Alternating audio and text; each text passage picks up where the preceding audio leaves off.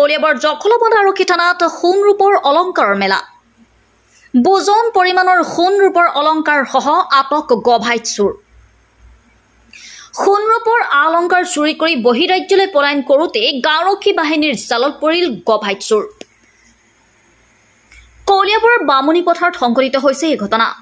বামুণী পথাৰত গৌৰৱ দাস নামৰ যুৱকজনে বিভিন্ন স্থানৰ পৰা চুৰি কৰিছিল সোণৰ অলংকাৰ আৰু নগদ ধন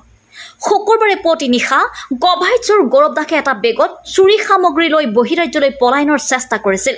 যুৱকজনৰ ওপৰত বামুণী পথাৰ গাঁওৰক্ষী বাহিনীৰ সন্দেহ পজে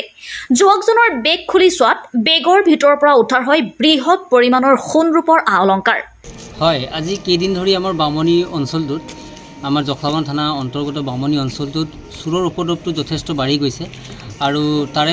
পৰিপ্ৰেক্ষিতত আমাৰ জখলাবন্ধা আৰক্ষী বিষয়াসকলে আমাক গাঁওৰক্ষী বাহিনী হিচাপে সকলোকে আমাক অৱগত কৰিছে আমাৰ দিনে ৰাতি অলপ পহৰাৰ ব্যৱস্থা কৰিব লাগে আৰু সেই মৰ্মে আমি সকলোৱে তৎপৰতা চলাই আছিলোঁ অভিযান চলাই আছিলোঁ কালি যিজন ল'ৰাক আমি কৰায়ত্ব আটক কৰিছিলোঁ তেখেত সন্দেহজনকভাৱে মোনাত যথেষ্ট অলংকাৰ আৰু নগদ ধনো কিছু পৰিমাণ আছিলে আৰু তেনেকাতে আমি সন্দেহজনক বুলি ভাবি আমাৰ গাঁওৰক্ষী বাহিনী সকলো লোকেই আমি আহি তাত মানে সন্দেহজনক বুলি তেওঁ চোৱা চিতা কৰাতে সোণৰ অলংকাৰ যথেষ্টখিনি আমি পাইছোঁ নগদ পৰিমাণ কিছু পৰিমাণ ধনো পাইছোঁ আমি ততালিকে আমি স্থানীয় আৰক্ষীক আমি অৱগত কৰিলোঁ স্থানীয় আৰক্ষীয়েও অতি সোনকালে আমাক ৰেছপন্স কৰি তেখেতসকলে স্থানীয় এই ঠাইডোখৰলৈ যায় আৰু জব্দ কৰা সামগ্ৰীসমূহ তেখেতসকলে জব্দ কৰি আনে আৰু এই সন্দেহজনক ব্যক্তিক তেওঁলোকে কৰায়ত্ব কৰি লয় এজাহাৰ দিছে নেকি ঘটনা হয় আমি গাঁওৰক্ষী বাহিনী ছেক্ৰেটাৰী হিচাপে বামুণী অঞ্চলৰ হৈ মই এজাহাৰ দাখিল কৰিছোঁ গাঁওৰক্ষী বাহিনীয়ে লগে লগে খবৰ দিয়ে জখলাবন্ধা আৰক্ষীক নিশাই জখলাবন্ধা আৰক্ষী উপস্থিত হৈ গভাইত চোৰটোক আটক কৰি লৈ যায় থানালৈ আটকাধীন গভাইত চোৰ গৌৰৱৰ পৰা আৰক্ষীয়ে জব্দ কৰা সোণ ৰূপৰ অলংকাৰখিনিৰ মূল্য প্ৰায় 2 লক্ষাধিক টকা কলিয়াবৰ জখলাবন্ধাৰ পৰা আদিত্য সিঙৰ ৰিপৰ্ট লাইভ অসম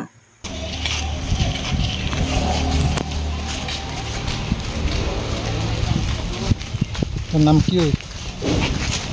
নাম কি হা ক'ত ঘৰ বামুণী কি চুৰ কৰিছিলি এই ড্ৰাগছ লৈছিলি হা চুৰ কৰিছিলি ক'ত নাই কৰা কেতিয়াবা ধৰিলে কিয় বস্তুকেইটাৰ লগত পাইছে যে এইটোৰ কাৰণে কি পালে